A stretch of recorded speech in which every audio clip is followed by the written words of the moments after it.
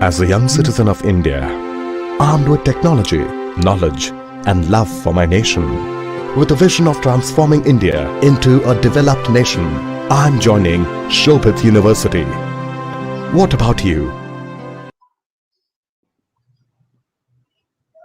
Very good morning to all the participants from India and abroad, from Shobhit Institute of Engineering and Technology, Meerut, deemed to be university, and its centers of excellence, Center for Agricultural Informatics and E-Governance Research Studies, and Center for Agribusiness and Disaster Management Studies. Extend greetings to all the participants from India and abroad who are attending today the national webinar series on doubling farmers' income by 2022, Atmanirbhar Bharat in Agriculture. This webinar series is being hosted on every Thursday at 11 a.m. to 1 p.m. Indian Standard Time, that is GMT plus 5.5 hours. Today, 4th February 2021, this webinar is on the topic, very important topic of the day, the economic benefits of agroforestry. On behalf of the Honorable Chancellor of the University, Honorable Vice Chancellor of the University, the faculty members of the University, and on my behalf, and as Professor Emeritus and Chairman of the Centers of Excellence, Center for Agricultural Informatics and E-Governance Research Studies, and Center for Agribusiness and Disaster Management Studies. Welcome our today's guest speaker, Dr. Ayanada Arunachalam, Director, Central Agroforestry Research Institute, ICAR, Jhansi, Uttar Pradesh. Dr. Mahendra Singh, former Principal Scientist, Agricultural Economics, National Institute of Agricultural Economics and Policy Research, ICAR. And very young entrepreneur, Mr. Monica Vasagam Perinbam, CEO, Farvestors, Agri Ventures, Kodaikanal, Tamilnadu. So far, under this webinar series, the university has organized 18 webinars on the topic, role of agricultural cooperative societies and e-governance, blockchain technology-based fishery value chain, a self-contained village, a felt need of the day, spices informatics network value chain, London camera, a camouflaged treasure trove, smart hill agriculture, Mera mobile, Mera marketing, integrated mariculture, aquaponics, and precision agriculture. In short, MAPA biofarms for income revolution. In this webinar series, we talked about seaweed farming, and I'm very happy that in the recent budget of the Union government, they also sanctioned seaweed farming park in Tamil Nadu, in the Bay of Bengal. Smart tribal agriculture, optimizing value chain, digital agri-tech and industry perspective, land resources information system in India, present and road ahead, weather decision technologies for increasing farm income, big data in smart farming, sustainable soil and land management for climate smart agriculture, understanding market dynamics for increasing farm income, role of technologies in mitigating crop risk, how to generate additional profit via simple, attractive approaches in farm produce, adoption of fluxing rubber jet dam technology, potential benefit for farmers in rain-fed and coastal agro ecosystem. This was held on 28th January 2021, wherein the speaker talked about that every drop of water which we get from atmosphere has to be locked. It should not go to the sea without our permission. That was a message. It is more than it is lock every drop of water.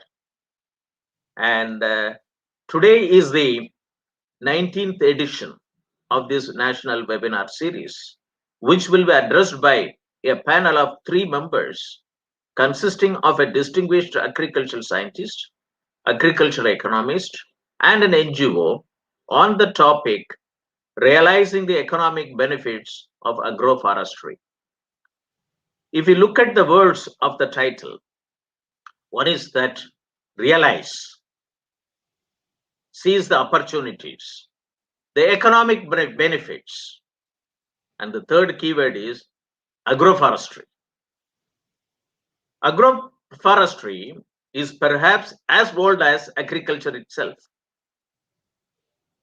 The practice has been prevalent for many centuries in different parts of the world, especially under subsistence farming conditions.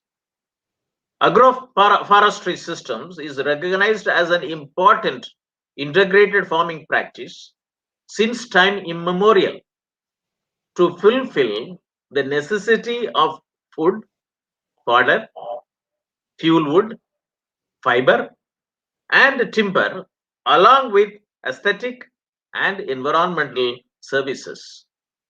The system is supported by government due to its role in improvement in soil health, nutrient cycling, carbon sequestration, and better economic return to existing cropping system with less use of natural resources. World Agroforestry Center defines agroforestry as a dynamic, ecologically based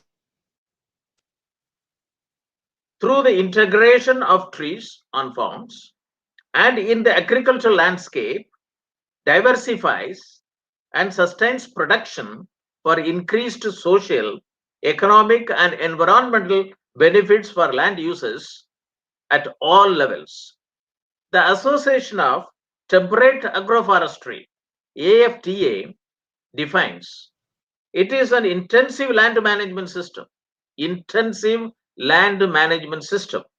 that optimizes the benefits from the biological interactions created when trees and or shrubs are deliberately combined with the crops and or livestock.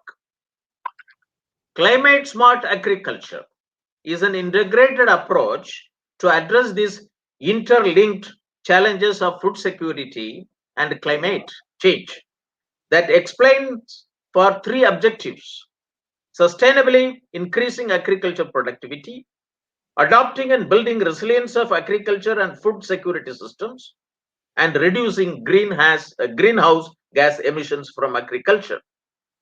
Agroforestry contributes all 3 climate smart agriculture pillars, namely productivity, adaptation, and mitigations.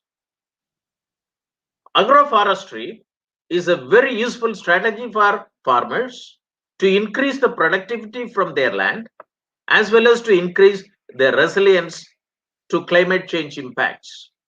It can provide extra benefits, including cash in hand from the farm family through various tree products, fodder, fuel wood, food, building material, and the more.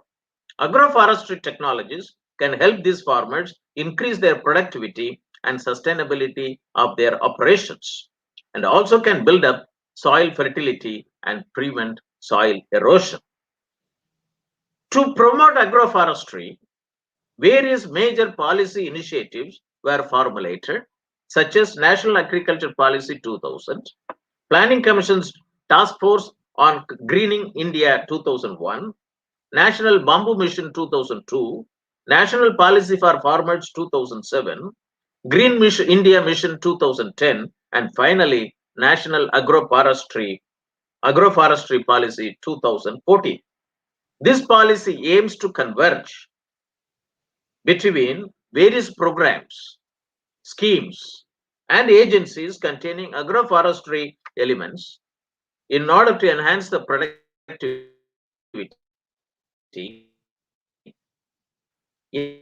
income, and livelihood of smallholder farmers.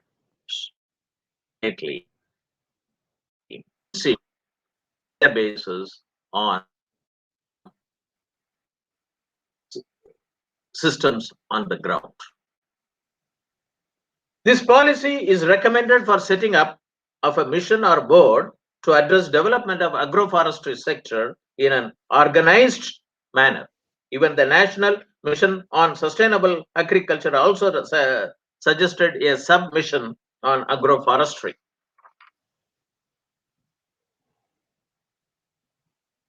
Now, so far, we have been talking about forestry in plain farmland.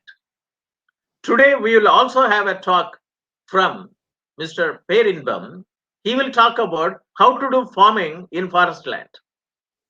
So it is a two vertical. You would say that one is agroforestry, forestry in farmland, and farming in forest land.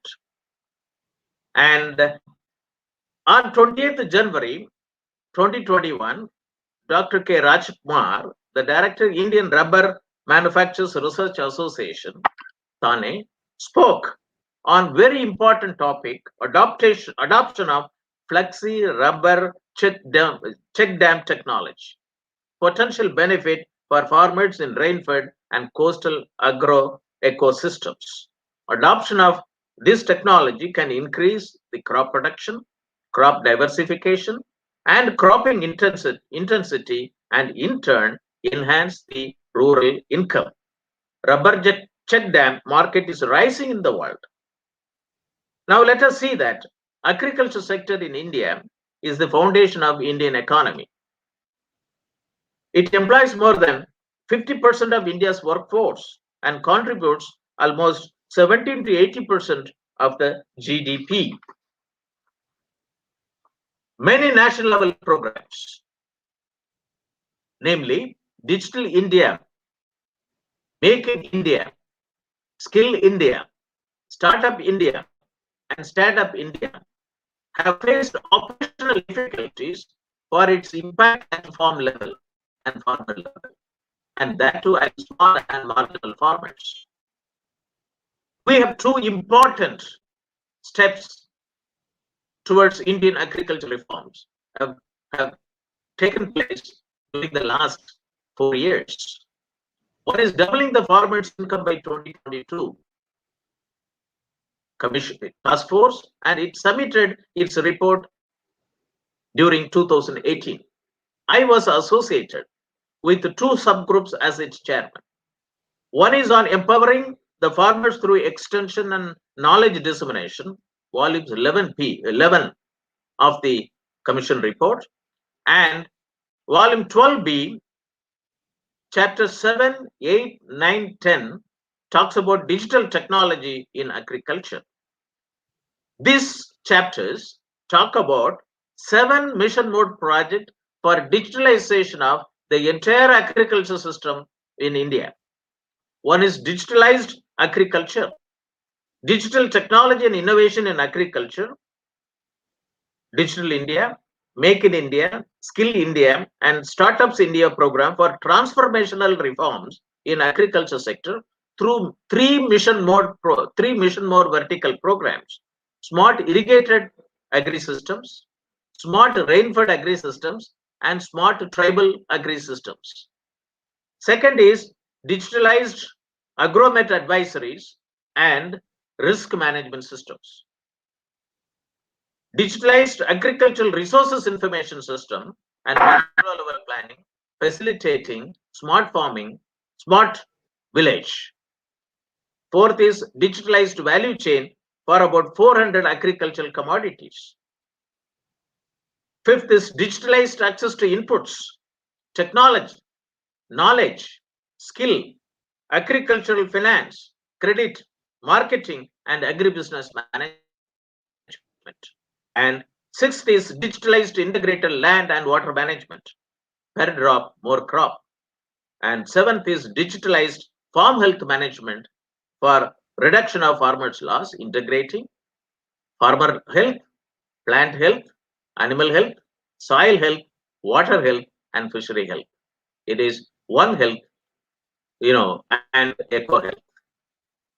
And there are another 3 farm acts also enacted during 2020. Farmers Produce Trade and Commerce, Promotion and Facilitation Act, Farmers Empowerment and Protection Agreement on Price Assurance and Farm Services Act, and Essential Commodities Amendment Act.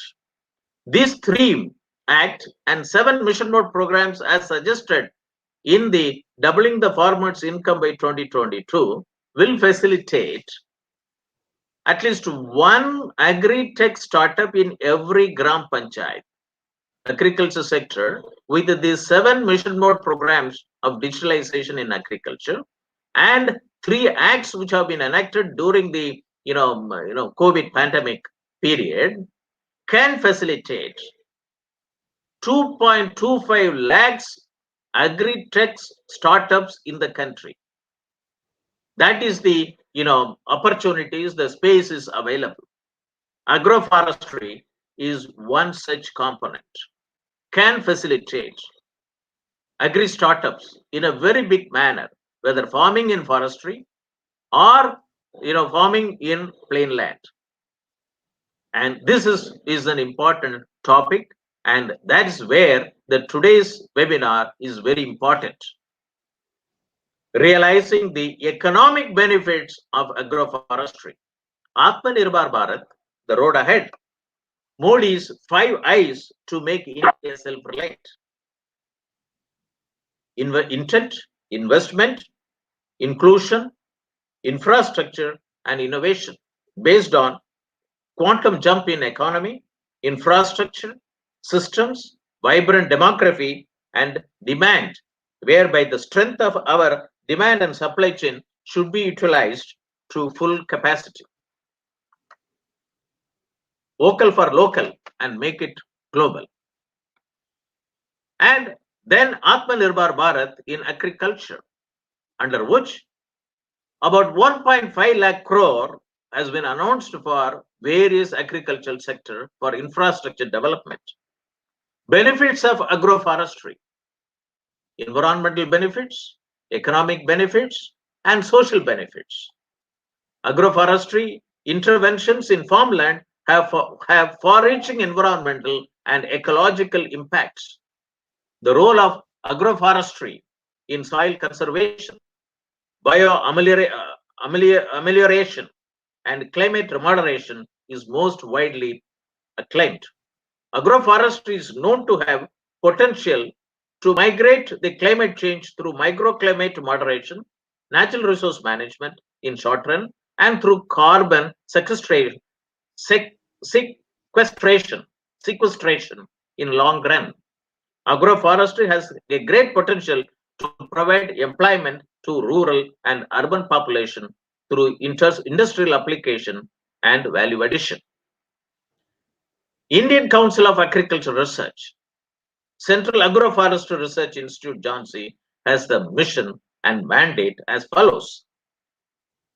Develop sustainable agroforestry practices for farms, marginal land, and wastelands in different agroclimatic zones of India.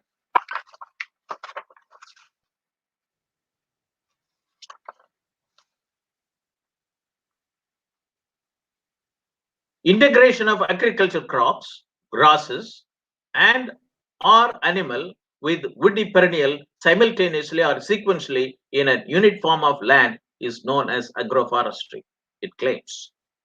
Today's topic will motivate and galvanize the participants watching over telecast through facebook.com, Shobhit University India, or youtube.com, Shobhit University in, for establishing agri-tech startups in agroforestry farming as a business, which can facilitate at least one agri-tech startup in each Gram Panchayat, resulting in about 2.25 agri-tech startup in India. Let me invite Dr. Mahendra Singh, a distinguished agricultural scientist, economist, and principal scientist, ICAR, National Institute of Agriculture Economic and Policy Plan. Let me introduce Dr. Mahendra Singh. He will talk about 25 to 30 minutes. He will talk on contribution of popular-based agroforestry system in enhancing farmers' income, a case study from Yamunanagar district of Haryana. Dr. Mahendra Singh. Thank you, sir. Just 1 minute. Dr. Mahendra Singh is ex-principal scientist, agricultural economics, ICAR, National Institute of Agricultural Economics and Policy Research. He has served as an agricultural economist with the Indian Council of Agricultural Research, Department of Agricultural Research and Education, Ministry of Agriculture, Farmer Welfare, Government of India for more than 35 years. His specific research contribution: valuation of carbon sequestration from agroforestry systems, valuation of fuel wood supply from agroforestry systems, measurement of sustainability of agricultural system by using total factor productivity approach, impact assessment of crop variety developed by agricultural institutes. He has actively involved in the field of agricultural research, education, extension, and earned professional expertise in specific areas of project formulation, coordination, monitoring, implementation, and impact evaluation of agricultural research and developmental projects. Successfully accomplished the task of a district project coordinator and member secretary, Agriculture Technology Management Agency, ATMA, during 2003 to May 2006, with the diversified agriculture support project, Government of Uttar Pradesh, a World Bank aided project. Dr. Mahendra Singh has done an enormous work in this field, and he has also received recognition and awards, notably Foundation Day Award in 2018 and for Best Popular Article Award on the paper published in Indian Farming, special issue on doubling farmers' income, January issue, and 2018, Agroforestry for doubling farmers' income, the proven technology for Trans-Gangetic Plains zone of India. When I read this paper, I was very much motivated, and then I sent an email to Dr. Mahendra Singh to participate in this program, and today he is here. So we welcome Dr. Mahendra Singh to address our audience in the national webinar series on doubling farmers' income by 2022, realizing the economic benefits. And he is also has got lot of awards. For want of time, I am skipping it, but it will come in the publications of this webinar series. And he is also professional members, Indian Society of Agriculture Economics, Agriculture Economic Research Association, Indian Society of Agriculture Development Policy, Indian Society of Agroforestry, Jhansi, and Range Management Society of India, and so on and so forth. We welcome Dr. Mahendra Singh to address the audience. Over to you. Thank you, sir. Thank you. Very good morning, one and all participating in the webinar. At the very outset, I would like to express my gratitude to Sri Kunwar, Shekhar, Vijendra, Honorable Chancellor of this prestigious university, for providing me opportunity to interact with this August gathering. It is matter of great pride to be in the presence of reputed scientists and experts like Professor A. Moni, Chairman of the Shobhit University and Director General of Indian National Informatics Center, Government of India. Dr. A. Arunachalam, Director of reputed ICAR Central Agroforestry Research Institute, Jhansi, Uttar Pradesh, and Sri M. Perinbam, CEO, Farvestors Agri Venture, Tamilnadu. I am looking forward to enrich myself with knowledge from this diverse panel of experts. I would like to thank to Honorable Vice Chancellor, Dean, directors, faculty, and students of this prestigious university for organizing this webinar on such a topic of paramount national importance. At the culmination, I would like to note that Shobhit University indeed symbolizes its motto of empowering nation through education. Empowering nation through education. Today, I would be presenting my findings, views on enhancing farmers' income through popular best agroforestry system, a case from Yamuna district of Haryana. As we know, agroforestry is a land use system in which woody perennials are deliberately integrated with crop or livestock or both on the same land management unit. According to Millennium Ecosystem Assessment, ecosystem services generally generated from agroforestry can be categorized into four groups, such as provisioning services like food, fodder, fuel, timber, and medicine, regulatory services like carbon sequestration, air purification, climate regulation, pollination of crops, and flood control, supporting services like soil formation, biodiversity, bioremediation of degraded land, cultural services like recreation, education, aesthetic, and religious. Today, we will discuss on contribution of timber wood of provisioning and carbon sequestration from regulating services only. We will focus on a comparison of existing permanent price system with popular based agroforestry and estimation of value of carbon sequestered from this agroforestry system. This is location map of study area, uh, which located in the Trans-Gangetic Plain.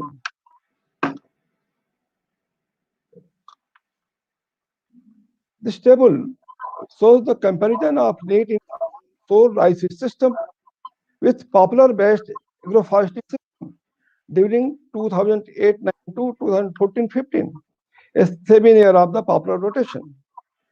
We can observe that from soil rice system, farmer get net income of about 3 lakhs in comparison in 7 lakhs in 7 year of the land is from the popular based agroforestry system.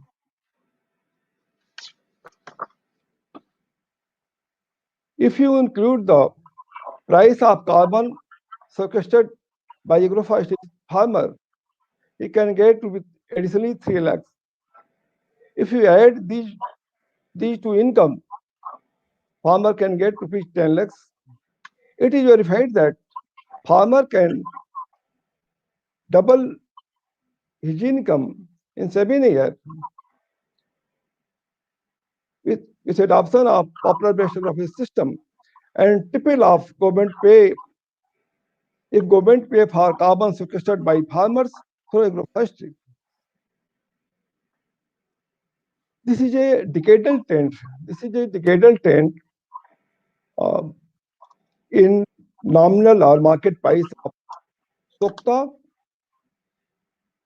over, Sokta, under, and over category of the popular. Maximum price received by farmers during 2012-13 and start declining continuously till 2019.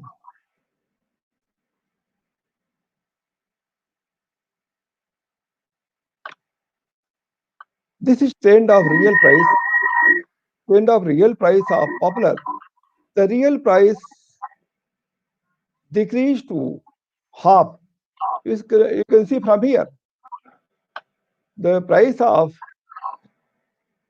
Sokta category was 125 in 2005-6. It declined to 84 in 15-16. And under category of the popular from 220 rupee 225 to 118. And from the over category of popular, it came down from the 300 to 150. The highest price of the all category of wood occurred in the year 2010-11 in the comparison to the last slide 12-13 in the nominal price.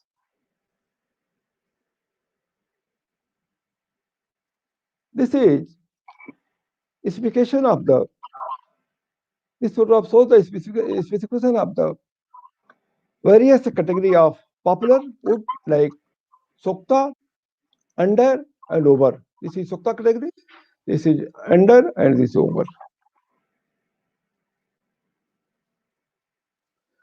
There are different perceptions of various stakeholders on price crash of raw wood in the market. But fact is there is oligopoly market and all related industries making some normal profit during the price crash. It can be verified that growth rate in wood-based industries like wood, paper, furniture getting highest price during the price crash. During 2010-11, farmer getting maximum price at the same time wood-based industry is very struggling. You can see from here, 2011 to 14-15. This photograph shows the plight of wood farmers and of price is crash. From this table, we can observe the policy fatigue during the price crash of raw wood. Our government continuously promoting importing wood and pulp this period on lower custom duty merely 5 to 10%. It is estimated that annual compound growth rate was about 3%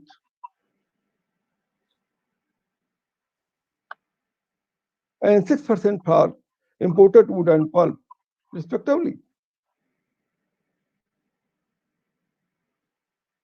This table shows the growth and yield parameter. These parameters, growth and yield parameters are popular.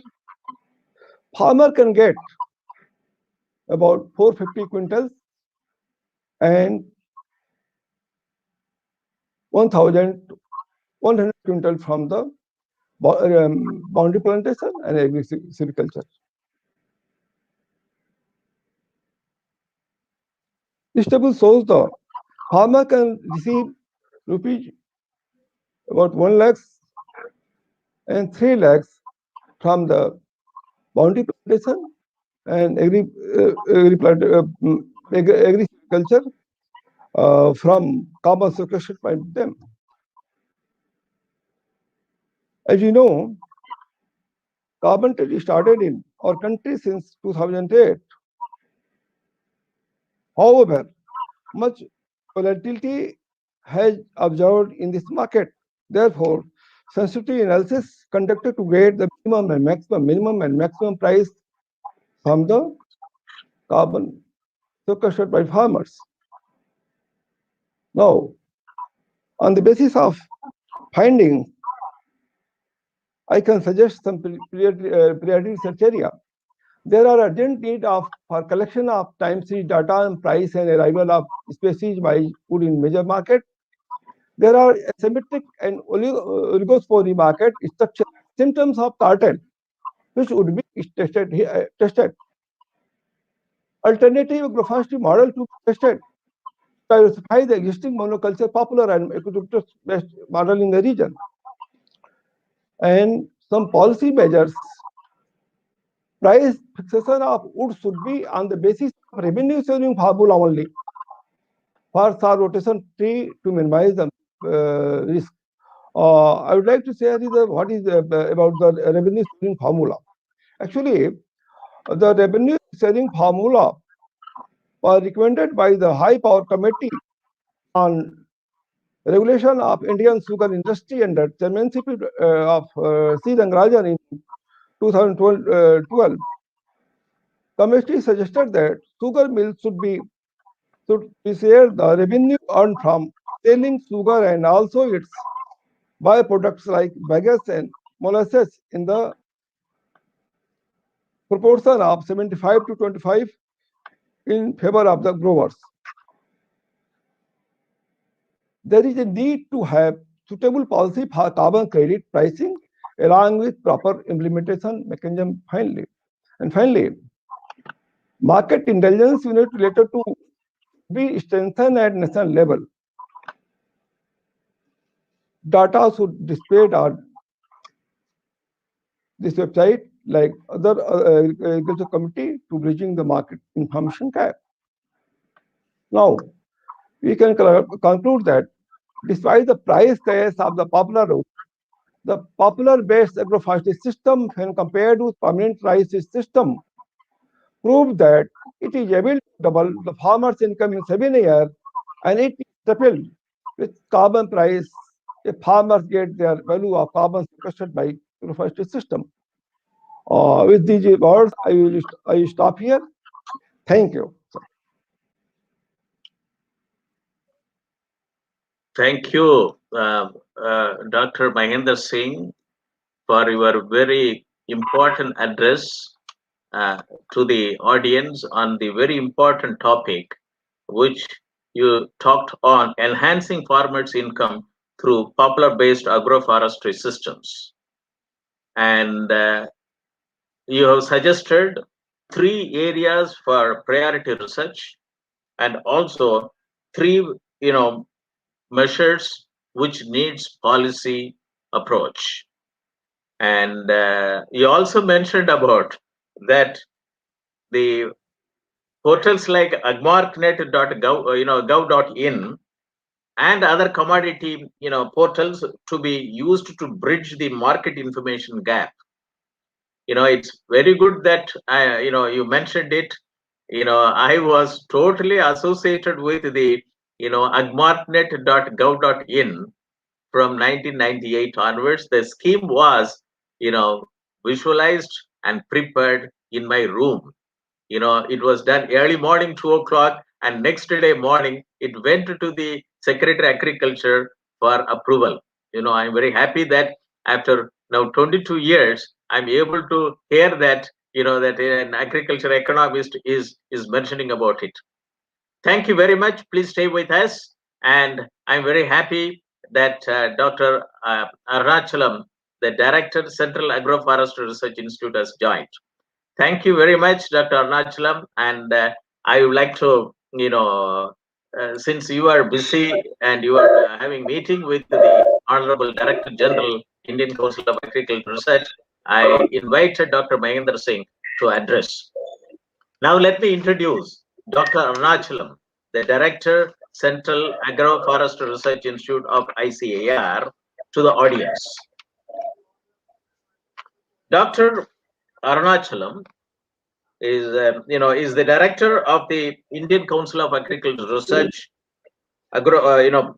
located at Jhansi, and he has very important contribution to the country. Dr. Ayanadar Arunachalam is currently the Director, ICAR, Indian Council of Indian Central Agroforestry Research Institute, Jhansi, Uttar Pradesh. His research areas include agroforestry, restoration ecology, and natural resource management. Very important areas. Dr. Arunachalam was born, in Sivahasi, Tamilnadu on 18th May 1990, and he educated at Ayanadar Janagammal College, Madurai Kamaraj University, Sivahasi, and did his PhD from Northeastern Hill University, Shillong, and he has gotten many adjunct positions. Postgraduate faculty in Indian Agriculture Research Institute, New Delhi, adjunct professor in Navsari Agriculture University, Gujarat, honorary professor Amity University, Noida, visiting professor at Tamil Nadu Agriculture University, Coimbatore, Doon University, Arunachal University of Studies, Cornell University, Coimbatore, Florida Agricultural and Mechanical University, USA, and member Environmental Impact Assessment Authority, Government of Arunachal Pradesh. In Indian Council of Agricultural Research, he has, held responsibilities as Principal Scientist and Assistant Director General, International Relations. And he was also Department of Science and Technology Vice Cast Fellow, postdoc in Restoration Ecology at University of Massachusetts, Boston, USA. He was also a visiting fellow in Biodiversity Program at Rajiv Gandhi Central University, Arunachal Pradesh. He was also principal scientist in ICAR Research Complex in Northeastern Hill Region, Meghalaya, and he has received for his wonderful contribution in the country a number of awards and honors.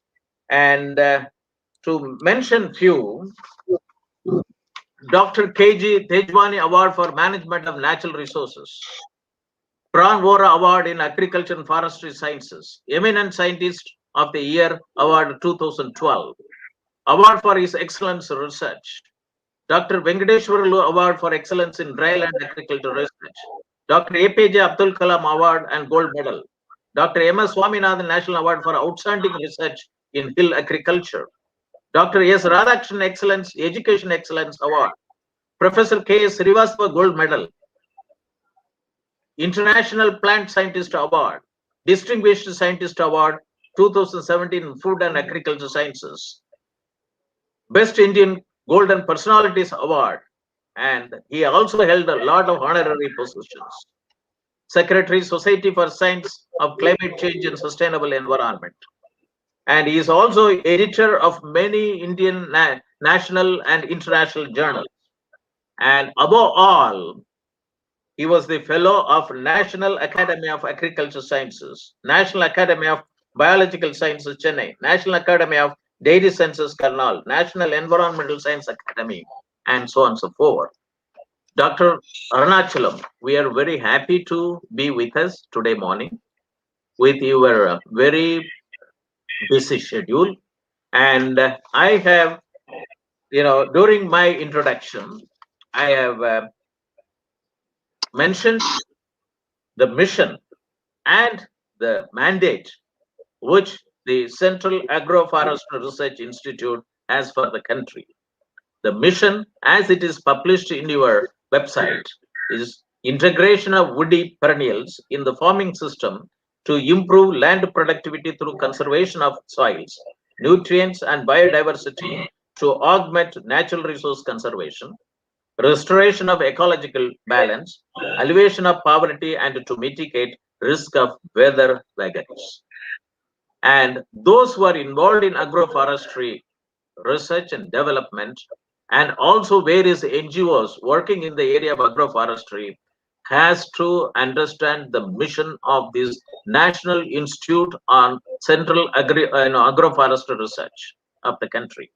And they are also working on 4 mandates: develop sustainable agroforestry practices for farms, marginal land and wasteland in different agroclimatic zones of India, coordinate research, network research for identifying agroforestry technologies for inter-region, training and agroforestry research for ecosystem analysis, transfer of agroforestry technology in various agroclimatic zones. And it was very nice that Dr. Arunachalam was able to join with us.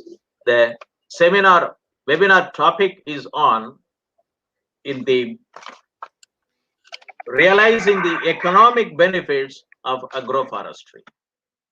So we welcome Dr. Ayan Arunachalam, the director of the Central Institute, to address our audience, the participants from both India and abroad, in the national webinar series on doubling farmers' income by 2022. Over to Dr. Arunachalam.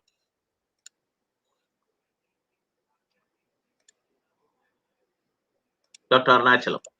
Yeah. Good morning, everyone. Good morning. Yeah. Thank you very much, Professor Moni. And I must record my special thanks to your Chancellor, Mr. Kunwar, for providing me this opportunity to be with you and share my views. We have with us Professor Mahendra Singh, and also Perin is there with us. Professor Mahendra Singh shared very important aspect of how agroforestry can be an economic pathway for development. And it is indeed a pleasure to share some of my thoughts about how agroforestry is going to transform the livelihoods for each one of us and farmers in particular. While doing so, we are also going to get some intangible benefits of environmental security. So it goes hand in hand. To put it short, agroforestry at present meets almost half of the demand of fuel wood, although the government is making its headway to distribute LPG gas stoves to the last mile villages in each of the states of the Indian Union, still the demand for fuel wood is there, and agroforestry comes to the rescue of the immediate needy people. And also, as Professor Mahendra Singh was quoting, that there is a kind of import taking place in case of timber. There are regulations, there are pricing impositions, and agroforestry also takes care of two-thirds of the small timber requirements of people in this country. And 70 to 80% of the wood requirements of the plywood industries is also made out of the agroforestry systems. And 60% of the raw material for pulp, paper pulp, for paper industries is also made out of the agroforestry practices. And over and above, as we all know, the government of India is pitching towards integrating and promoting livestock in all forms of our lifestyle. And so the fodder requirements is also one of the challenging issues where we have a shortage of about 65% shortage is there. And still, while most of the fodder requirements were met through the grasslands, pastures, and also the agricultural crops, seasonal crops, agroforestry also contributes about 10% of the fodder requirements. So there is a major contribution which a system like agroforestry is envisaged to provide or provision to the livelihood of the people and also the livestock together. And in this situation, one must understand when we say agroforestry, it is not a new terminology. Agroforestry has been historically our way of civilization, way of doing things. We always have integrated, we have always appreciated praised and also worshipped the component of tree, the perennial crops, both in the natural habitats and also in our home yards. So even a small kitchen garden would also have some perennial components there. So that takes care of the narration of agroforestry. The age-old Tangya practice, which popularly known in the Southeastern Asia, also takes care of the conversion of forests for farmlands, retaining a few woodlots in the system. So it's not a new system; it's an age-old practice, but a new terminology has been given, and it harps on the biomass production.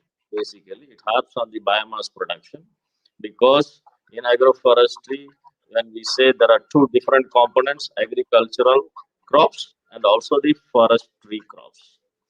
And while bringing these two things together, we encounter the challenges of bringing them together in the name of forest farm interface. So a lot of combinations have been worked out, and we have now 184 agroforestry tree species listed that can take care of the requirements of promoting agroforestry. And to the extent we also know which are the best seasonal crops that can be grown with different types of agroforestry tree species. And since seasonal crops are involved, farmers are also required to take care of the faster growth that the perennial crop can give to them. So we need to have these species or the agroforestry tree species to be a fast growing one. Therefore, we need to address the issue of growth, faster growth, and biomass accumulation. And that in total in the country, the biomass productivity of agroforestry system has been estimated to remain less than 2 tons per hectare per year. But after having all kind of combinations and scientific methodology to practice agroforestry in the farm fields or in the farmers fields, can raise the biomass productivity up to 10 tons per hectare. So 5 times it can be increased if scientific approach is taken for agroforestry. And these are the key traits that always we harp upon while implementing agroforestry in the field. It's an intentional methodology that we approach. We design the tree crop combination, the spacing of individual elements in the field. And we also make a possibility of having intensive uh, care so that the maintenance of the species that we are bringing them together are able to be together and without any allelopathic effects. And the system is more interactive as well because it is because of the presence of tree, it has more ameliorative effect on the microclimate and the geophysical environment. And so uh, uh, the shady environment can also provide the habitat for the animal integration. So a lot of interactiveness is happening in this system. And today we talk about integrating more and more enterprises into the agroforestry practice, both structurally and functionally.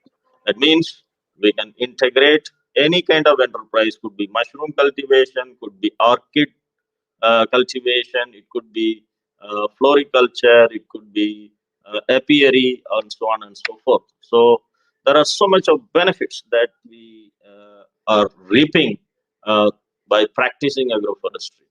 The immediate thing that we are giving to the nation is we are reducing the pressure of forests, pressure on the forest, and because of the multiple benefits that the agroforestry system could provide to the stakeholders.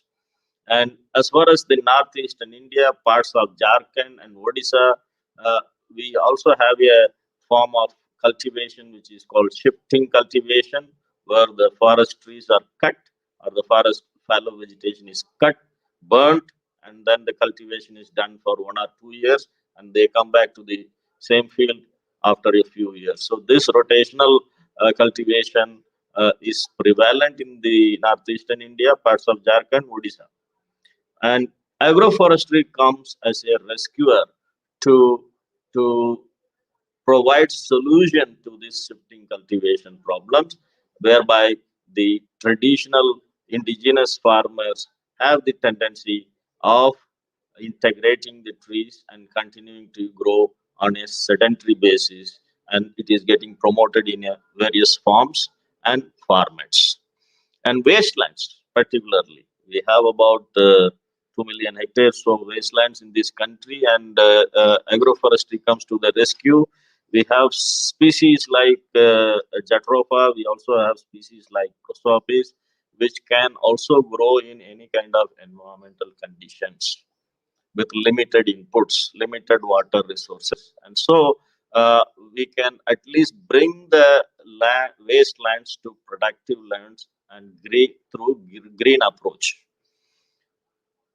whereby we also harness several environmental services, right from hydrology, rainfall, microclimate, and also intangible other benefits from the soil resources. And in today's context, everything for everything, we put economic value.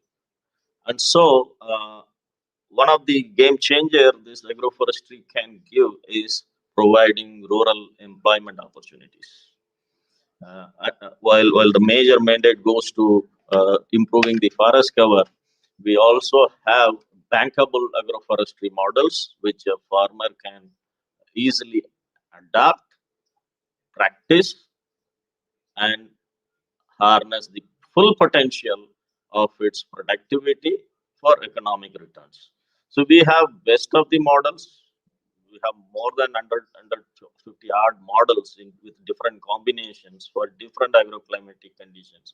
I've just given here some examples: poplar based, teak based, bamboo based. Bamboo is also a perennial crop. So it may not be a woody perennial, but it still has the integration in the agroforestry in a manner which has much more economic benefit than any other tree crop can give. And today, alternative demands are coming up in across the country. This is one example. People are looking for more and more sandalwood-based systems because they feel this system is going to give them much more economic returns. So we are working on it. We are trying different spacing combinations and to arrive at a BC ratio. And once it comes, then we have already initiated in several farmers' field in the northern India for our experimental purposes. So we are still awaiting the final conclusion of that. As I said, uh, this agroforestry is not only having its roots to forest farm interface, but also has a role to play in transforming the rural livelihoods and also providing income generating opportunities, where the National Bamboo Mission is also one of the important government programs that comes to the rescue of the rural India. There are several species, like 20 species I have tried to list, that these are species which can be easily integrated into the agroforestry systems. And these bamboos can be harvested on a very short rotation and can still give them good economic returns, alternate income generating activity, maybe furnitures, any other opportunities, many other opportunities this bamboo is giving. And some of them are edible bamboos too. So nutritional value of bamboo is very high, and while I was in the northeastern India, I used to consume on an everyday basis. So a lot of opportunities still prevail with that sector. We also are in the process of developing enterprising models which can provide good income and also employment opportunities for the rural youth. Medico agroforestry. We can integrate. There are several tree species which do have medicinal importance, and these days, we don't have to say there are so much products available in the medical shops, where if you take a product of kada, you will find some 20 different plant species name. Many of them will be tree species too. And so this is one of the opportunities that we are harping, and some of the models are already in the field, farm fields, and people are taking benefit of that too. And I am promoting a unique system called aqua agroforestry. Wherever you have small ponds, even in rivulets, you can also have some kind of pisciculture integrating into the tree farming practices, and so it makes it up to agroforestry. And in the wetland regions, like if you go to northern Bihar, Motihari, and other areas, and even in parts of West Bengal and Odisha, we will find most of the waterlogged areas. And these waterlogged areas, we have tree species which can withstand and continue to provide livelihood opportunities to the people. So, wetland-based agroforestry systems worldwide, it is being done, and India is also harping on that. Apart from that, several other enterprises can be added to for a vertical and horizontal expansion. So opportunities are many, and as an initiative, as a campaign, our country has always been forerunner in planting trees, and one family, one tree, a house, Apna one scheme. There are so many types of methodology that tree plantations happen in this country. Even if some VIPs come, we ask them to plant a tree. So this is a green methodology that we follow socially in our country. So this is not new, but we have geared up the way that we plant the trees. And India has gained about 1% green cover in the last 2 years.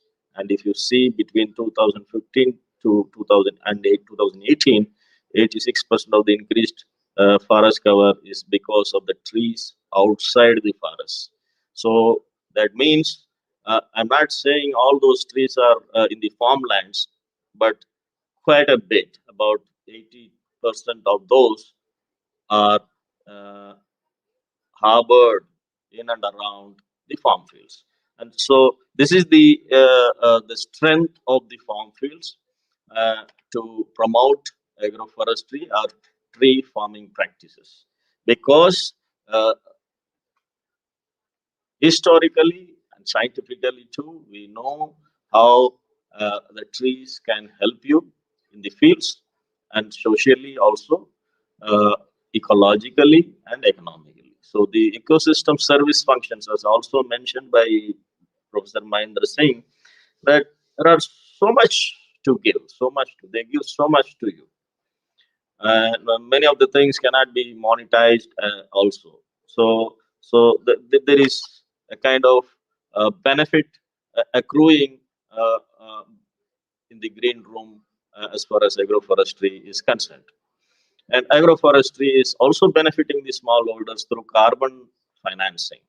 So a lot of talks happen because India is also committed to bringing down the greenhouse gas emission, and so as a responsible signatory, we are also initiating and slowly moving towards that direction by promoting more and more carbon sequestering mechanisms and methodologies, and one of that is agroforestry or farm forestry, you can say.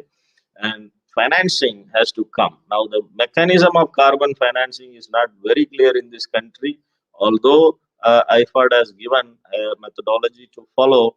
We are still working on that. The moment it is cleared, we will be able to roll out, and that would benefit all the farmers in the country. So, bringing interface between farmer and the firms, the industries majorly, because most of the agroforestry models have become successful wherever industry are located, paper, wood-based, pulp industries, or bamboo-based industries. Wherever the industry clusters are there, agroforestry has remained successful, and because of high energy synchrony between the industry and the farmers, because it's mostly kind of a contract and buyback guarantee, which some of the firms like JK Papers in Andhra Pradesh, they all give, and so promoting the presence of trees in the farmlands. And with India becoming the first ever country in the entire planet to have this national agroforestry policy in 2014, it was unveiled on 5th February.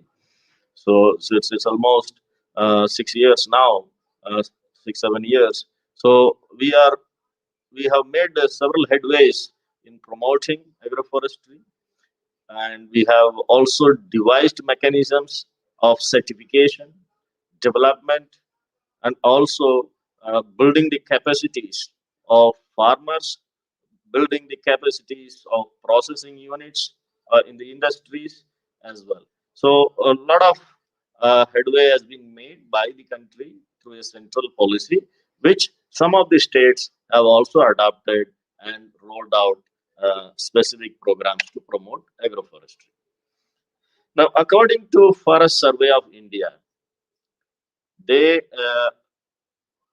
determined using the remote sensing and GIS platforms, they gave a value of 11.32 million hectares of trees outside forests. But we, our own institute, Central Agroforestry Research Institute, we also have done the exercise parallelly as advised by the Ministry of Environment and Forest, and gave a value of 25.32 million hectares. So it's amazing that we are able to contribute significantly to the tree cover in the country through farmlands. We are still, our institute is still working on the spectral signatures. Now we are moving to species level determinations. Instead of having a tree cover approach, we are going deeper into the species level. And so we are currently working on Sophis, we are currently working on neem. And sooner than later, we will be bringing out the National Agroforestry Atlas and dedicated to this country for proper planning by the policymakers. Earlier, the concept of we can turn back and say what was the concept before for integrating trees in the farmlands aerial. Earlier, the concept was agricultural crops were integrated in the plantations along with the trees. But the recent approach is we are going and planting trees in the farmlands. So it's a turnaround situation which is enhancing the role and services provided by the agroforestry per se. This is one unique project which has been implemented by the government of Uttar Pradesh, Kisan Mitra project.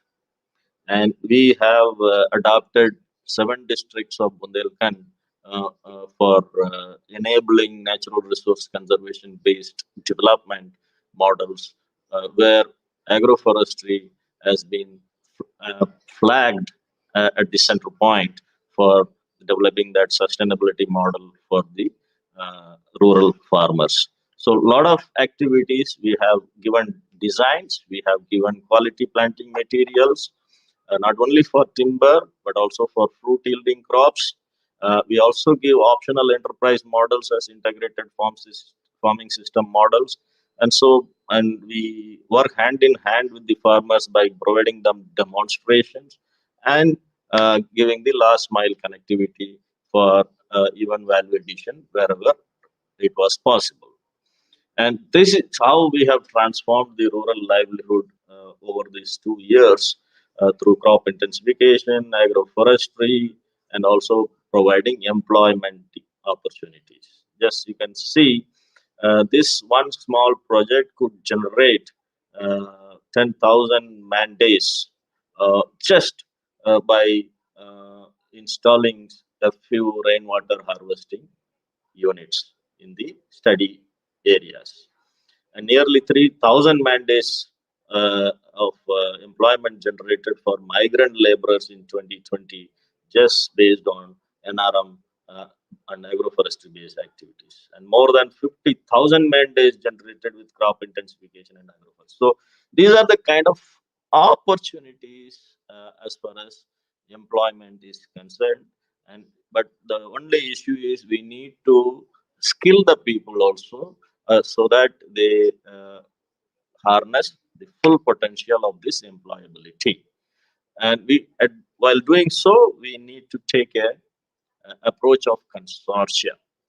Now, as I said, agroforestry has always remained successful in those areas where the industries are located.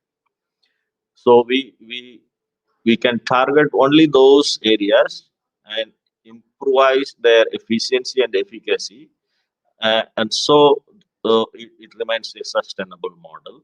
So a blend of S&T institutions, financial institutions, and the industries have to come and work for the farmers, so that the demand supply of the raw material requirements in terms of fuel wood, pulp, gum resin, etc., are met without fail. And this is one of the successful models which always quoted by even Niti Aayog. This is a consortium of industrial agroforestry. So the industries have enabled all these kind of linkages with scientists, financial institutions, even NGOs, uh, farmer producer organization, and entrepreneurs, line departments, and also the nurseries. So all of them have come together.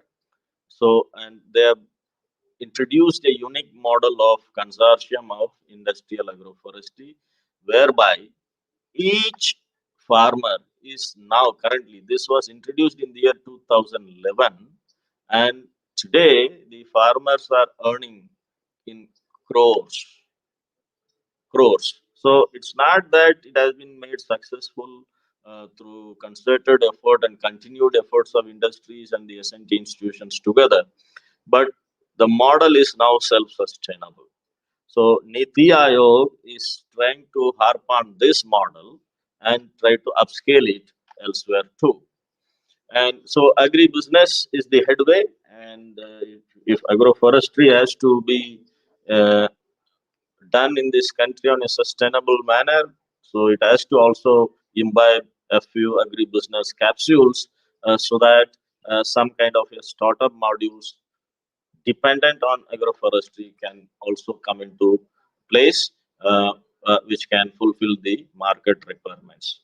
So nursery could become one of the startup opportunities for anybody. So because we have already issued the guidelines, the Ministry of Agriculture and Farmers Welfare, with the collaboration with us, we have issued these guidelines for establishment of a nursery, and also certifying those quality planting materials which comes out of that. And second, we need to analyze the market demand of the industries and the wood-based companies, even biofuel industries, gums and resin industries. All these things are coming from only the agroforestry tree species, the trees majorly grown on farmlands, including medicinal and aromatic plants. One of the stepped up uh, startup model could be agrotourism. Several agroforestry models are so beautiful, and also adopted in a manner that hectares and hectares of land under that particular model. So it becomes a viable unit for promoting agrotourism as well. So there is a lot of opportunities for the youngsters, rural youth, to take advantage of this position and move ahead to promote the tree-based farming in this country. While doing so, as Professor Mahendra Singh also said, pricing of the agroforestry produce has to be done pragmatically. Even we can, I don't know whether we can think of MSP to those produce as well. But nonetheless, as the world is becoming more digital, so we need to have market intelligence and blockchain technologies, so that we are able to trace the product that comes from a particular location and moving across the borders for trade and also market requirements. And these days, as we all know, this country is thinking of becoming self-sustainable, Atmanirbhar in oil, edible oils. So oil palm kicks in to be one of the promoted species crop. So oil palm is also, as we all know, it's a perennial crop. Also, it has although it has a decline after 30 years or so, but still it is a perennial crop ecologically, and it has a lot of opportunities. The government is also pushing a mission to promote growth and development of oil palms. In that sector, also quality planting material demand is manifold, which this country is not able to meet. We are thinking of importing those seedlings from desirable countries. So, tree-borne oil seeds is another sector where we can think of moving some startups. Farm Tree app is developed by our institute, Central Agroforestry Research Institute, which is available for free download in our website and also in Google Play Store. I request all of you to download this app. It's a very small, light app, but it has important information for any beginner on agroforestry. About 25 agroforestry tree species in complete sense has been given, and it also has a interactive platform where you can query and the experts will immediately answer to you in the app. So this is one of the important transition that we have had. So while thinking of issuing a digital atlas to this country, these kind of apps also will come to rescue for many of the agroforesters.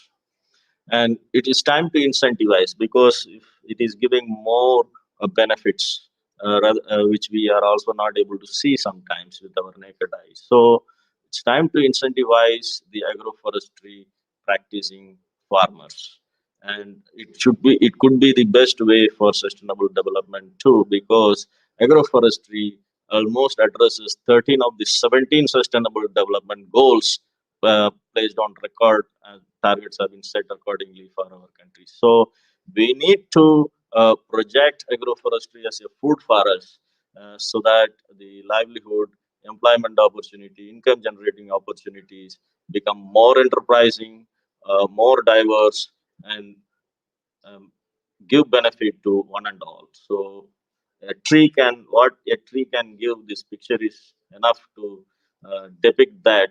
So with this, I wish agroforestry becomes an option in all the government programs, including Manrega, where agroforestry could be easily promoted in parts of the country. Thank you so much for providing me this opportunity. Thank you. Thank you, Dr. Arunachalam. You have made a very, innovative, insightful, and also that, provoking youngsters and rural youths.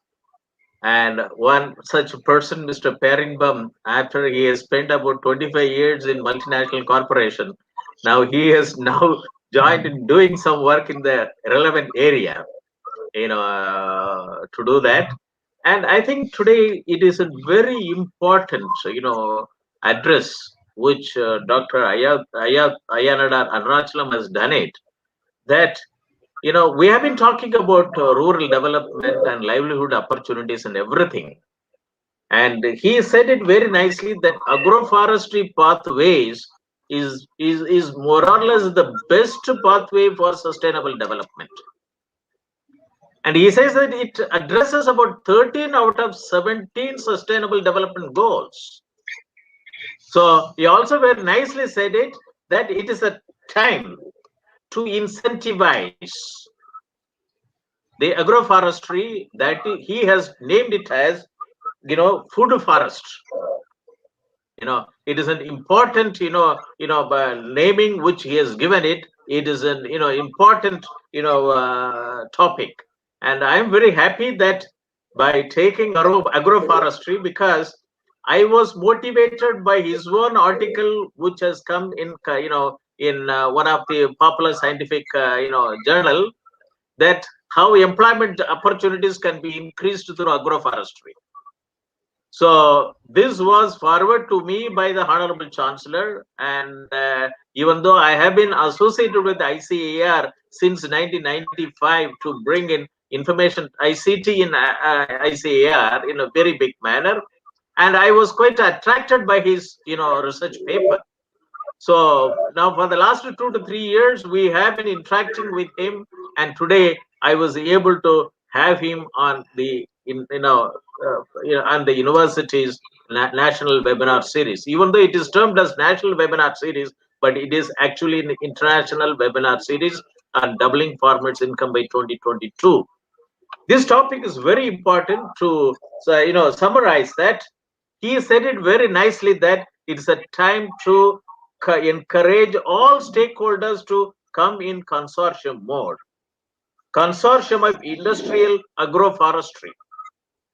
And he said that it has to be upscaled, and agribusiness is the only headway. Agro-based industries is the market, and he is also mentioned about lot of 11 priority areas. And it is very important. He is also as a contribution from his premier institution that there is an app which is available for all rural youths to utilize it. That's called Farm Tree app, mobile app.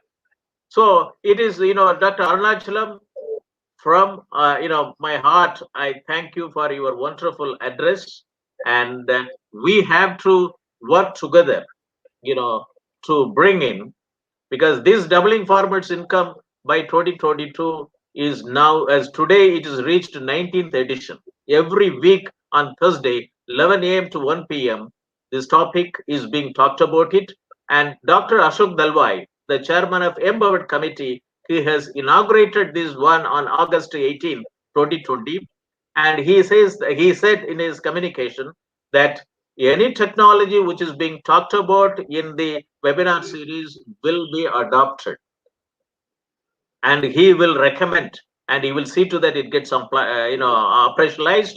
And he also said that Shobhit Institute of Engineering and Technology, under this webinar series, it is doing a very systematic way of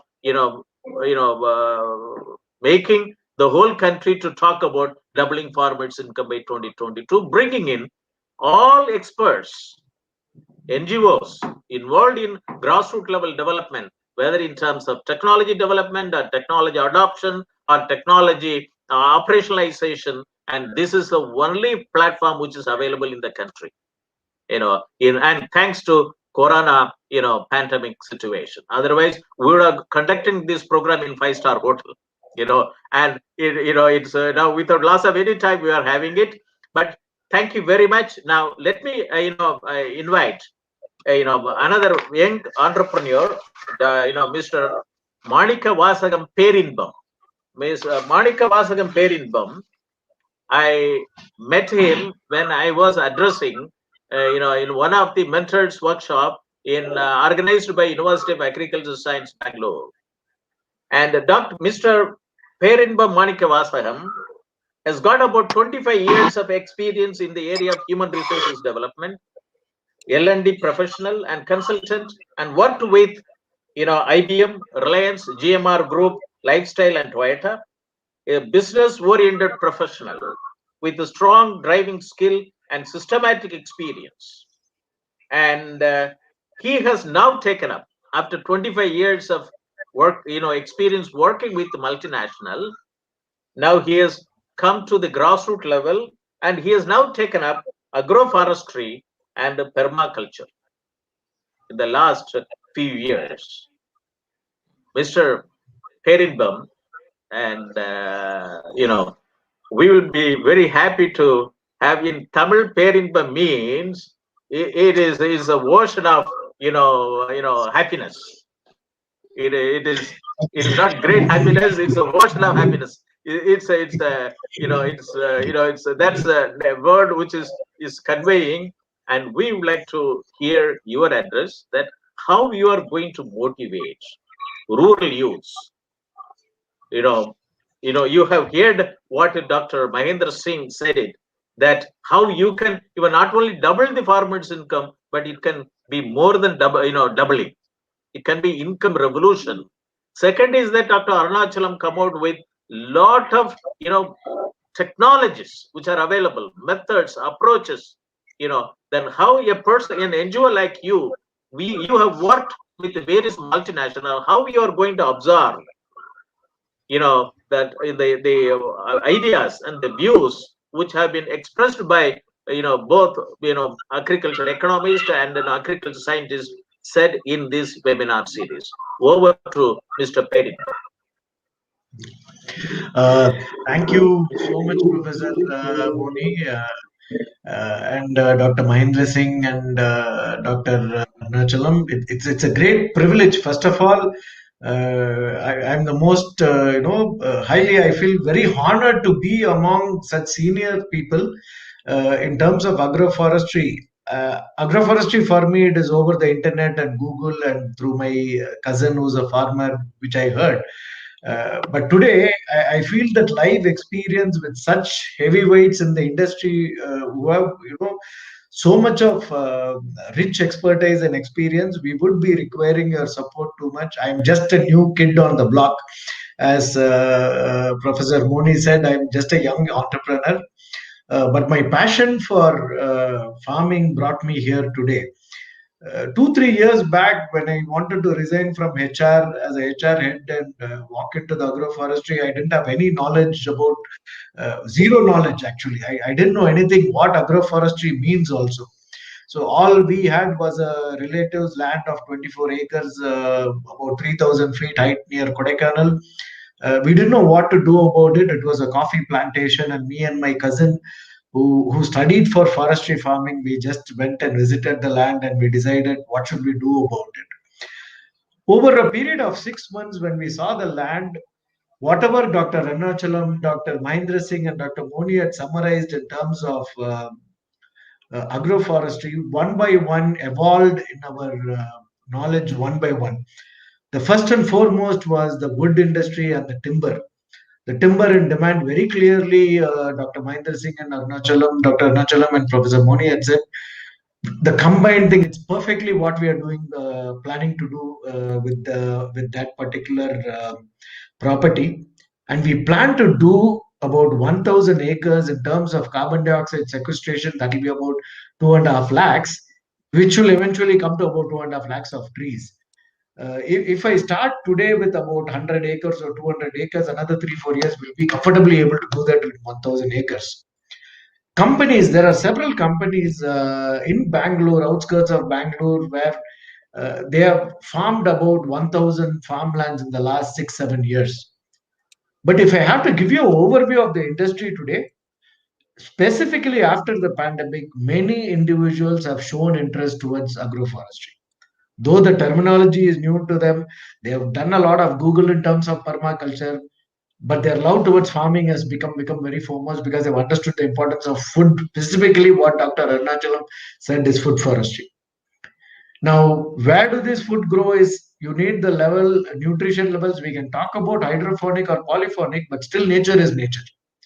So when we talk about afforestation, people love a beautiful place where naturally things grow. More than beyond organic, people have started looking at organic.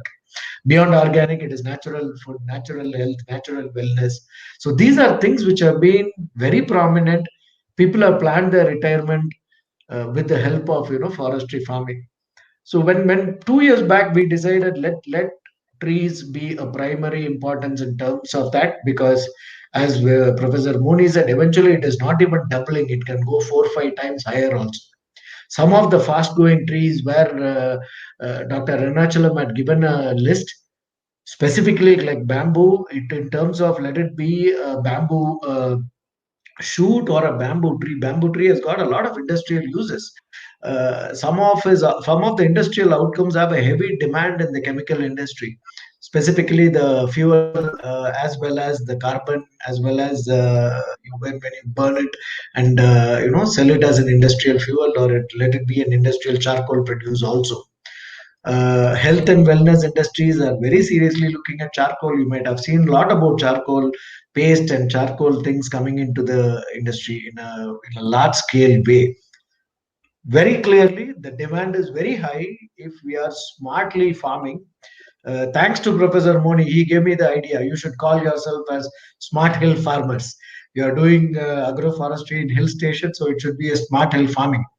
If you are able to really bring in the technology and the websites and the support what Dr. Arunachalam had given, and the economics of that graph which I saw was phenomenally growing. These can all be implemented together, a blend of that old wisdom, what all the senior professors are giving us, and the natural living, plus the demand which is seeing today, the sudden demand, specifically after the pandemic. Agroforestry is future, is what I genuinely believe and honestly see that has got a tremendous growth. That's why we resigned and jumped into this business, as we call it. Agroforestry definitely will be a business. It will no more be a pain for the farmers, because we now have the technology. Now, to talk about timber, the next level, only additionally to timber, we have thought about intercrops farming also in these particular locality.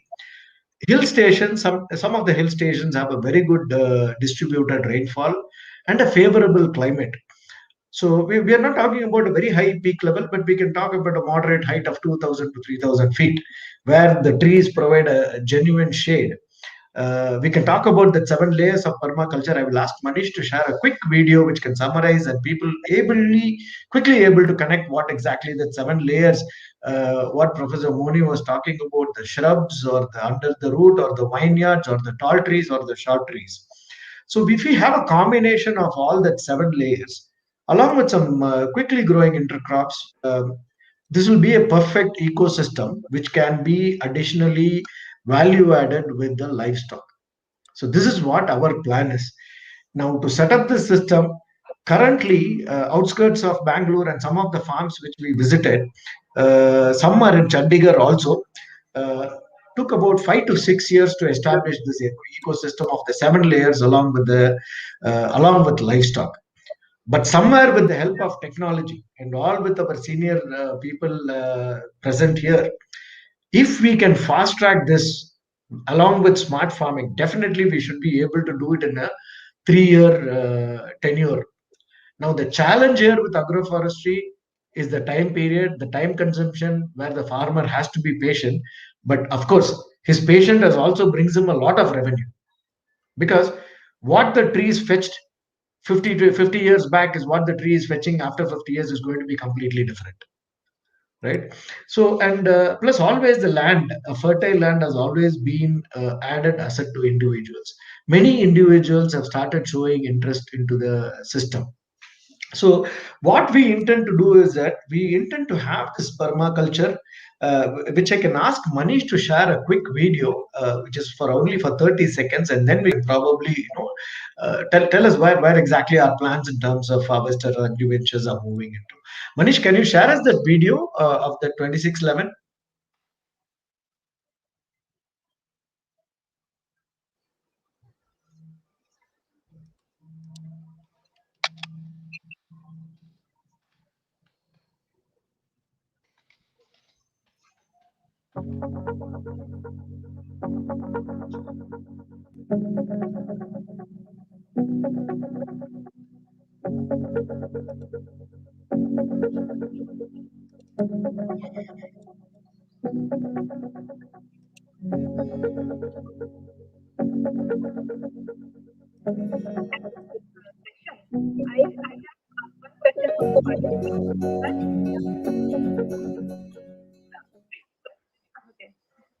Manish, you can share the other video also. If you can share the other video also, please.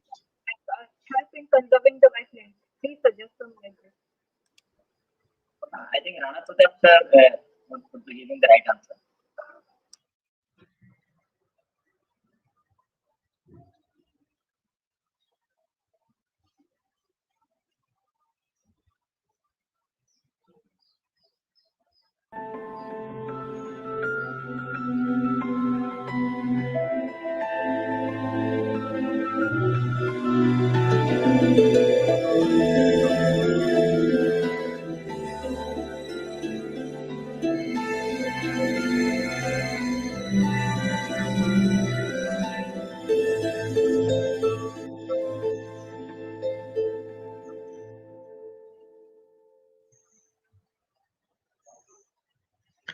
Thank you so much, Manish, for playing the video for us.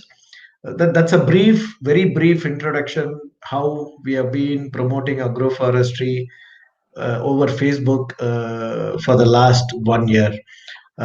People are now they're very much aware that we are very serious about this farming. So we have told people to pick up 1 acre. We will take care of that entire forestry farming for them because many of them are corporate professionals who are working. We have approached corporates as well as we have approached individual investors also to invest in this. So there will be a huge livelihood and benefit a lot of farmers and benefit, create a lot of jobs in this space because this is completely an unexplored territory. And I feel that still we have a very long way to go.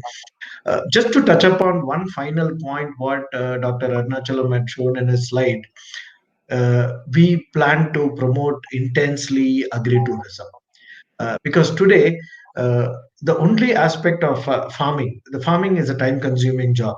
Now, till this trees grows, till this plants fetches some, we want to bring in agri-tourism as a major revenue with a lot of additional tourism, which will attract tourists, and there will be a huge learning curve for individuals in terms of understanding what agroforestry is. Our intention, we cannot do this 1,000 acres alone. We need a lot of individual people as well as we need a lot of investors and we need a lot of support from universities and other people to make this a success. So what we have been approaching everyone, and hopefully we are on the verge of starting the first agroforestry unit with the 24 acres in Kodaikanal. Anytime we would be beginning the work by clearing and taking care of the existing trees as well as planting new trees. And within a year, started with intercrops. And the end of 1.5 2 years, it will be a small hub, 24-acre small village where people can visit the place and understand what are the 7 layers with some livestock and other things. If I have to say, I intend to, within 3 to 3.5 years, we intend to showcase this particular hub as an agri-tourism hub in that place, as a model smart village, smart hill village, not to miss Professor Moni's words. And if I have to summarize, I think all the three speakers before me have given me enough of expertise in the last few years to ensure that this practically can be deployed in the coming 1 year.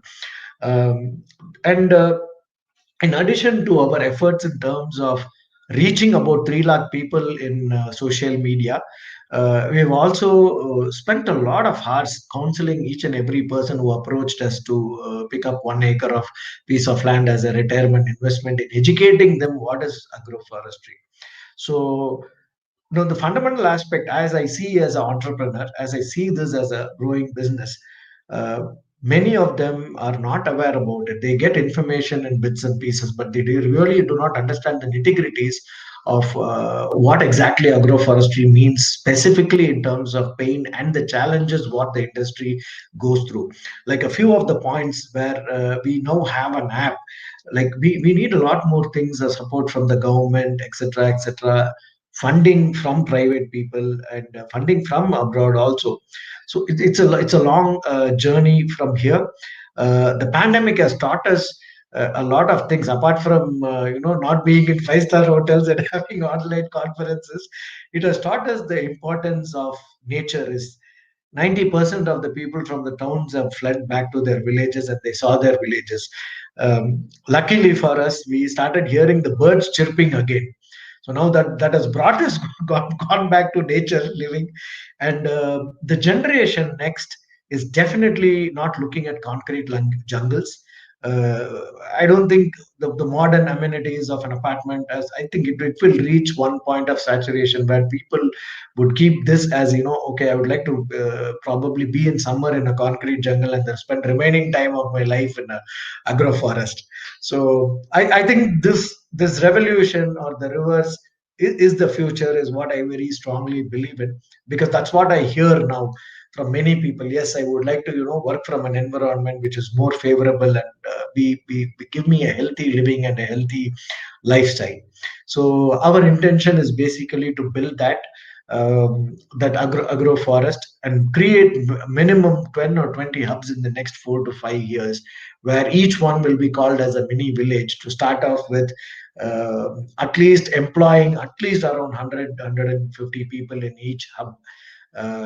Technologically, yes, we want to be beyond what is the expectation of today. We are not just talking only about drones spraying pesticide or a fertilizer. We will be really talking about the health of the farm, the health of each and everything we plant there, along with the livestock. Fetching a good amount of tourists to create that hub, a self-sustainable revenue generating hub is what I really is my vision. That particular 25-acre or 100-acre farm or a smart village should be able to sustain itself in terms of everything, in terms of produce, in terms of revenue, etc., etc. So this is exactly a beginning. So this is what I would really wanted to share with all of you. And more than me sharing, it's been a great privilege. It's been a great honor to be among such heavyweights, the three of the very senior people from the industry. I never dreamt about it till Professor Moni said that, I have to give a speech. I said, so you're calling me calling a guy who doesn't know anything about agroforestry. So for me, it's a great honor, and it is a great beginning for me, sir. Looking forward for all your support in the future, and I would like to, with this, I would like to conclude my speech, and looking forward for more such. Probably next time when I come, I would really like to share more some real lifetime experiences. Thank you so much for the opportunity, sir. Thank you very much, Mr. Perinbam Manikavasaham.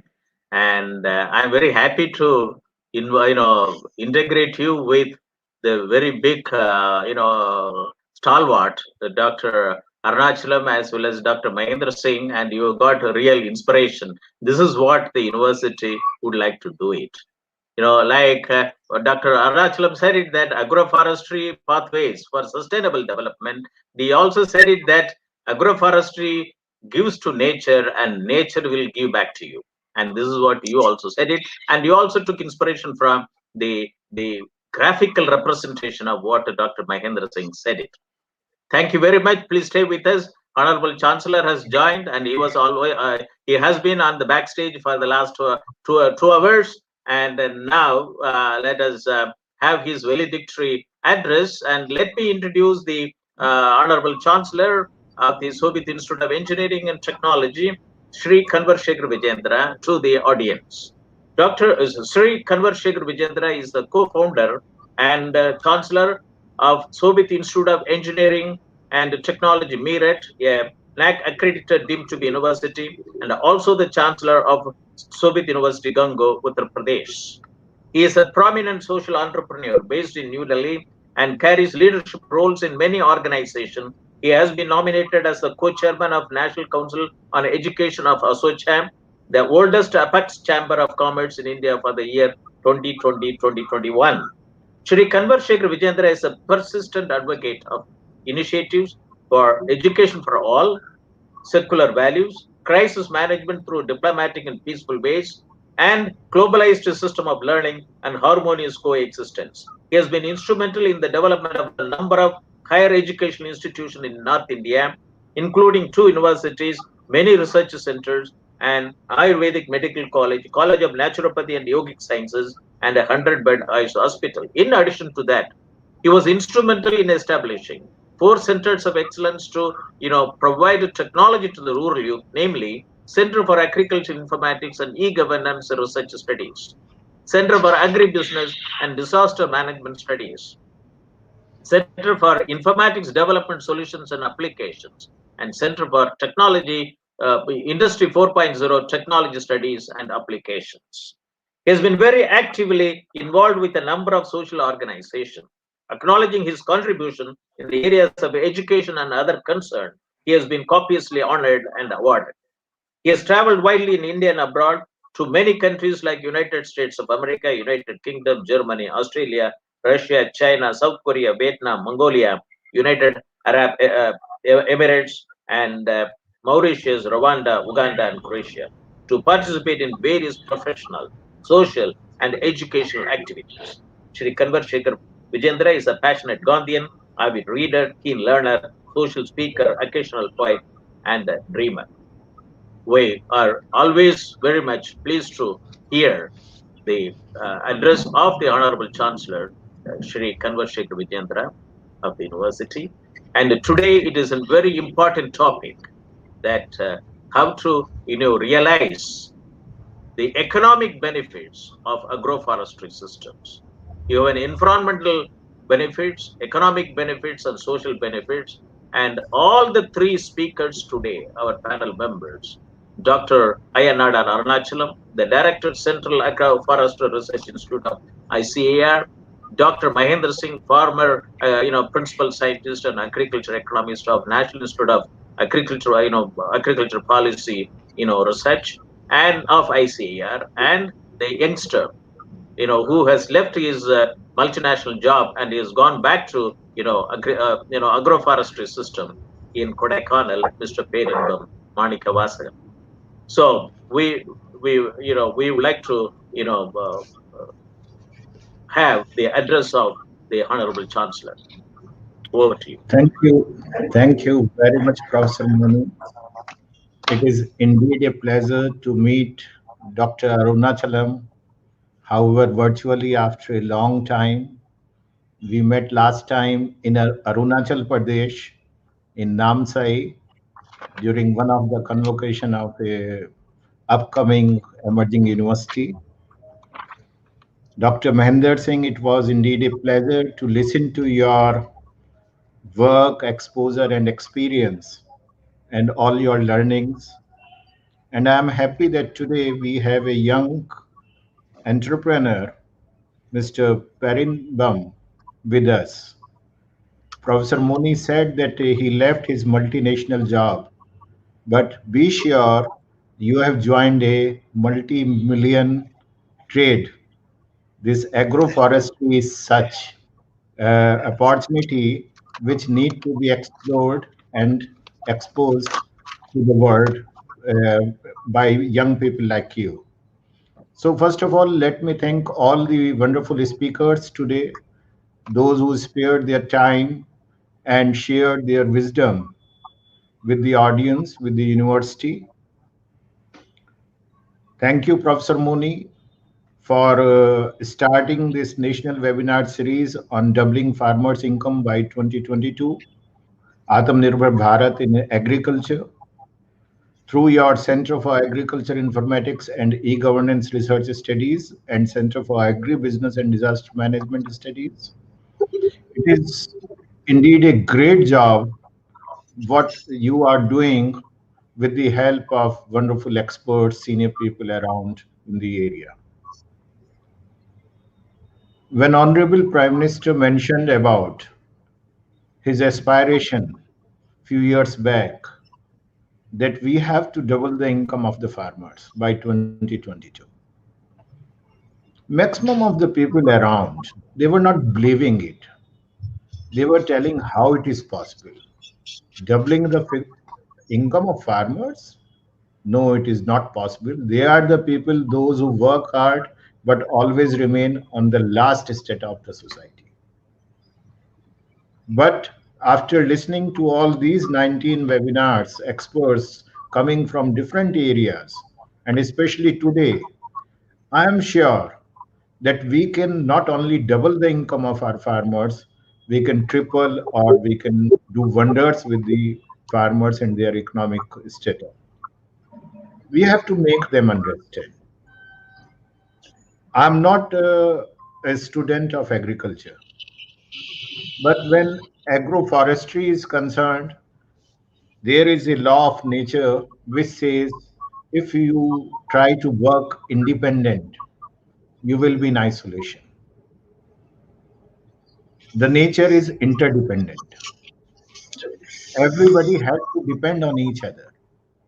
And this very basic law of the nature is what agroforestry is all about.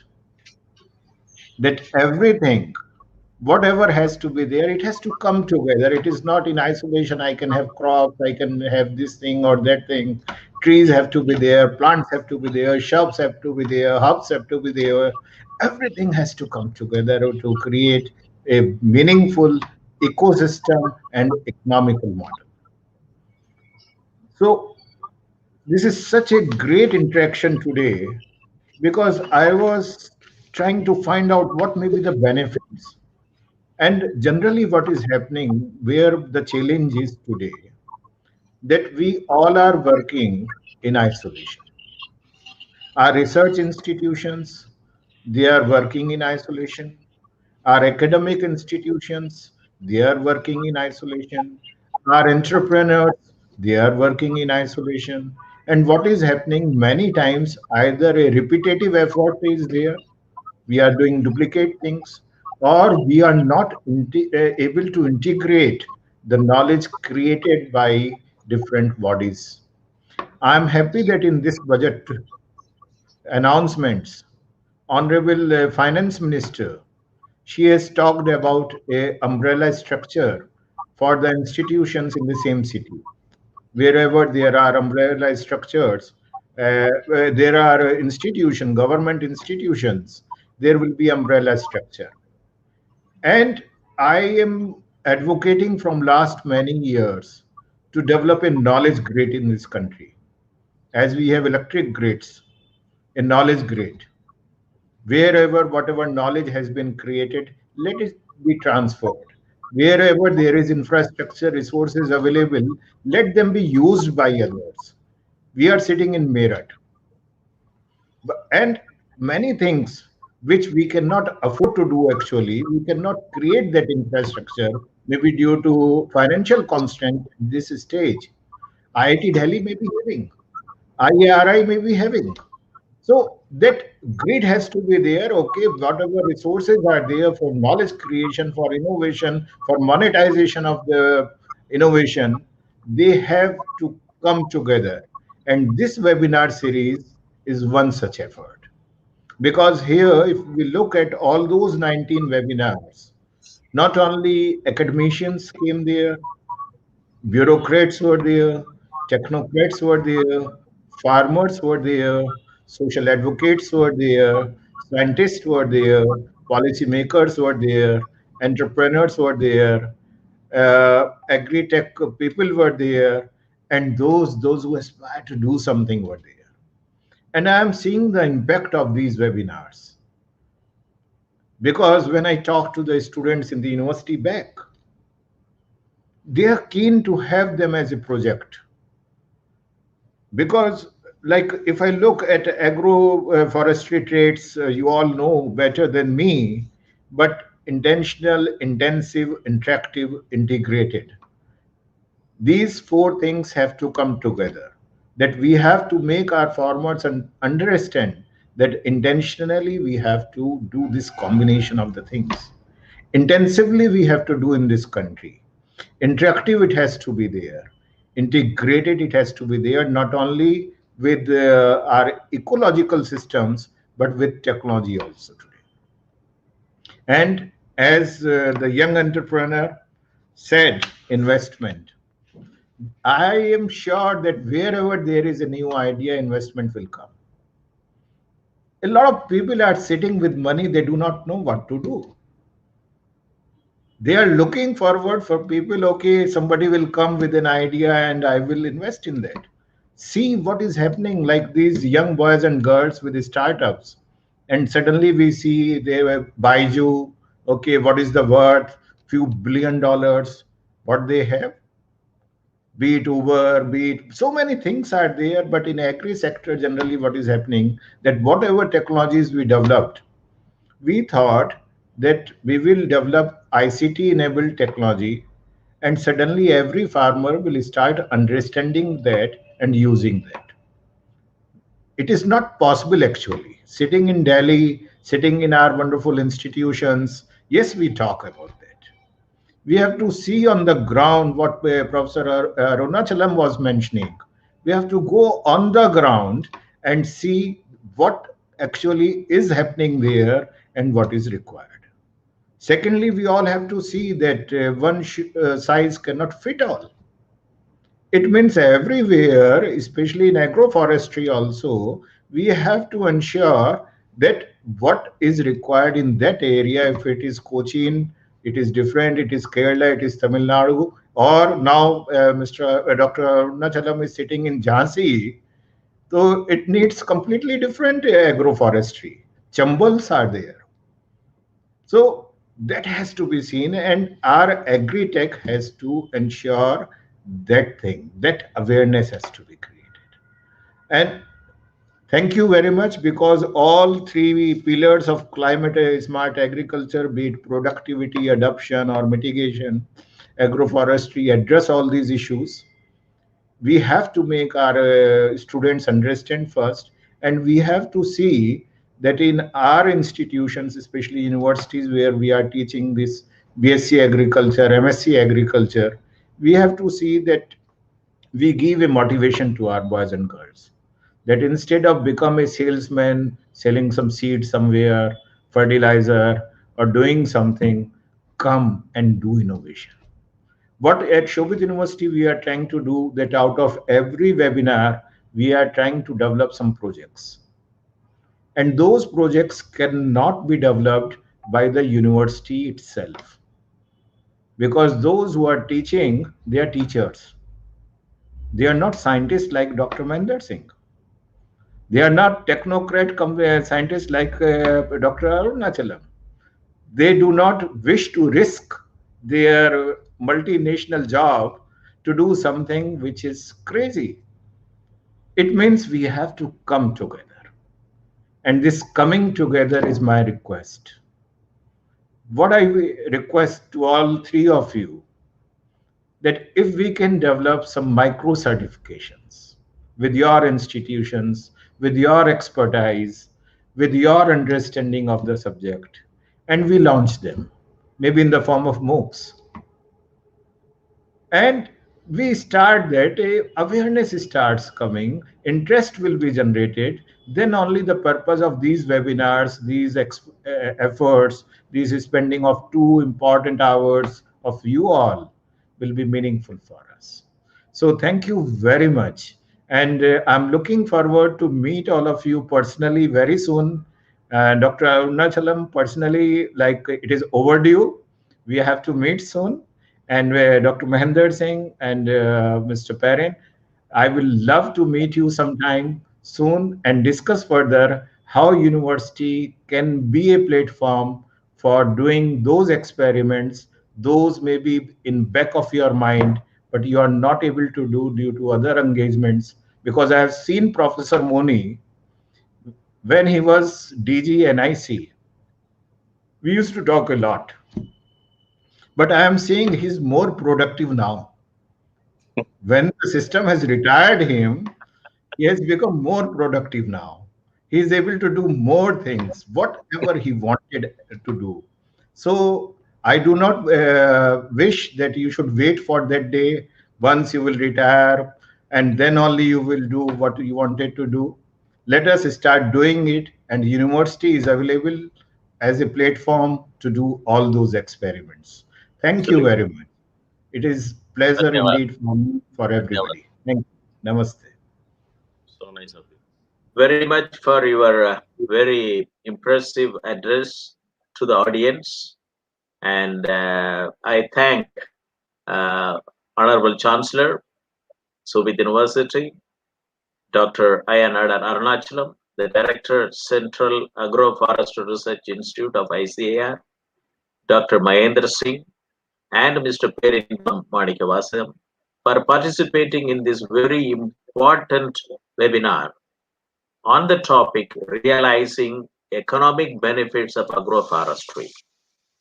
The bottom line today, which we have got, is that it is not only doubling the farmers' income, but it can it can revolutionize farmers' income and farm income.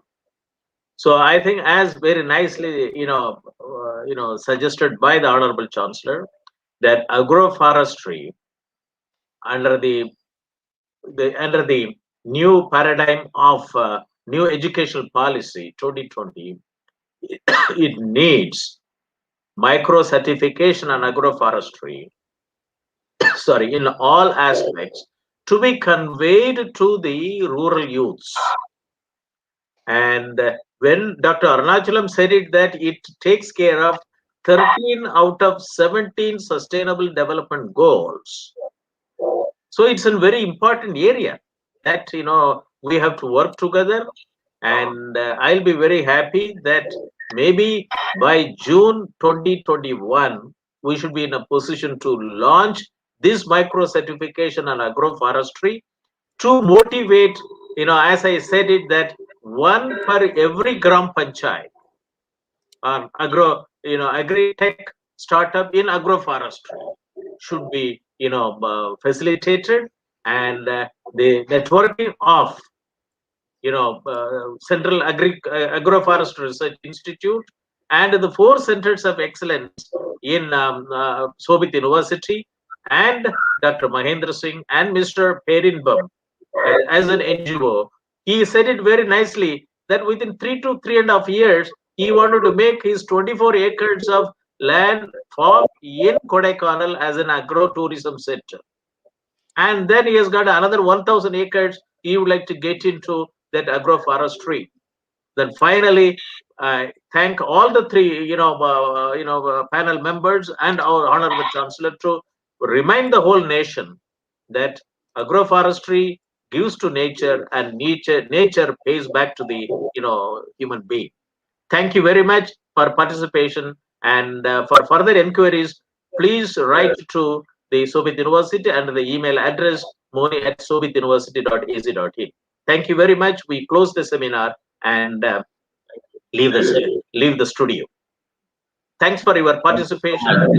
From Shobhit University. For more such, please contact Professor Moni Madaswamy, Professor Emeritus and Chairman, Center for Agricultural Informatics and Research Studies, and Center for Agribusiness and Disaster Management Studies, and former Director General, National Informatics Center, Government of India, New Delhi. Email ID is moni@shobhituniversity.ac.in. Good day. Thank you very much.